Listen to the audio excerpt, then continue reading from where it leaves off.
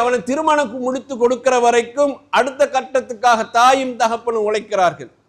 ஒரு பெண் பிள்ளையாக இருந்தால் அந்த உழைப்பிலே தந்தையுடைய உழைப்பு 2 மடங்கு கஷ்டமானது. ஒரு ஆண் பிள்ளைக்கு உழைப்பதை விட ஒரு பெண் பிள்ளைக்காக தந்தை உழைக்கிற உழைப்பு 2 மடங்கு கஷ்டமானது. அப்படியும் அவர்கள் சுமார் 25 வயது வரைக்கும் தன்னுடைய பிள்ளைகளுக்காக வாழ்க்கையின் அரைப்பகுதியை அவர்கள் கழிக்கிறார்கள். ஒரு மனிதன் 25 வயதில் திருமணம் முடிப்பதாக வைத்துக் கொள்ளுங்கள், சாதாரண வயது இல்லை.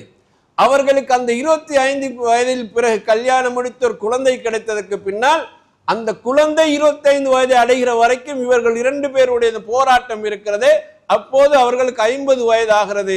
வாழ்க்கையினுடைய அரை பகுதியை பிள்ளைகளுக்காகவே தாயும் தகப்பனும் முழுமையாக அர்ப்பணிக்கிறார்கள்.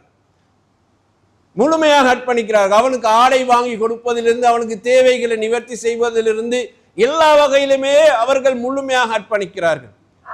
ஒரு பிள்ளையை ஆளாக்கியதற்கு பின்னால் ஒரு தொழிலில் சேர்த்து விடுவது, அவனுக்கு ஒரு வாகனத்தை ஏற்படுத்தி கொடுப்பது, அவனுக்கு ஒரு வீட்டை கட்டி கொடுப்பது, அது பெண் பிள்ளையாக இருந்தால் அவளுக்குரிய தேவைகளை நிவர்த்தி செய்வது, அவளுக்குரிய அனைத்து விவகாரங்களையும் கவனிப்பது என்கிற பொறுப்பு சுமை இருக்கிறதே, அது மாபெரும் ஒரு சுமை.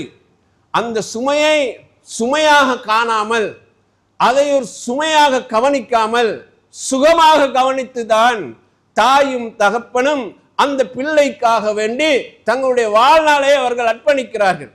அது சாதாரணமான விஷயம் அல்ல. ஒரு பிள்ளை கல்யாணம் முடிக்கிற வரைக்கும் அது ஆண் பிள்ளையாக இருந்தாலும் அல்லது பெண் பிள்ளையாக இருந்தாலும் தாயும் தகப்பனும் தங்களுடைய வாழ்க்கையின் அரைப்பகுதியை சிறைவிட்டதை பற்றி அவர்கள் அதுவரை புரிந்து கொள்ளவும் மாட்டார்கள். இவ்வளவு சிரமங்கள் அனுபவித்தார்களா, இவ்வளவு கஷ்டங்களை என் தாயும் தகப்பன் அனுபவித்தார்கள் என்றால் எந்த பிள்ளையும் புரிந்து கொள்ளாது. அந்த பிள்ளை கல்யாணம் முடித்து அதுக்கென்று ஒரு பிள்ளை பிறந்து அந்த பிள்ளையை ஆளாக்கி வருகிற போது ஒரு 40 வயது அந்த பிள்ளை அடைகிற போதுதான் இவ்வளவு சிரமங்கள் என் தாயும் தகப்பனும் பட்டிருப்பார்கள் என்பதை அந்த பிள்ளை உணர ஆரம்பிக்கும் சகோதரர்களே. எனவே தாயும் தகப்பனுடைய அந்த தியாகத்தை இந்த உலகத்தில் நீங்கள் எவ்வளவு கொடுத்தாலும், என்ன பொக்கிஷத்தை கொண்டு வந்து காலடியில் வைத்தாலும் அது நிச்சயமாக நிவர்த்தி செய்ய முடியாத ஒன்று. எல்லா சிரமங்களையும் கஷ்டங்களையும் கொடுத்து அந்த பிள்ளையை கரையேற்றி விட்டதற்கு பிறகுதான் ஓர் அளவு அவர்கள் ஒரு அமைதியான நிலையை அடைவார்கள்.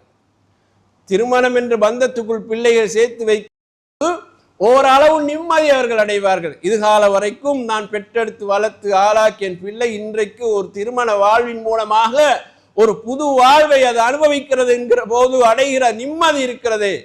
தாய் தன் கடைசி குழந்தையை பெற்றெடுக்கிற போது அடைந்த நிம்மதியை போன்ற ஒரு நிம்மதிதான் தான் பெற்றெடுத்த பிள்ளைக்கு இன்னொரு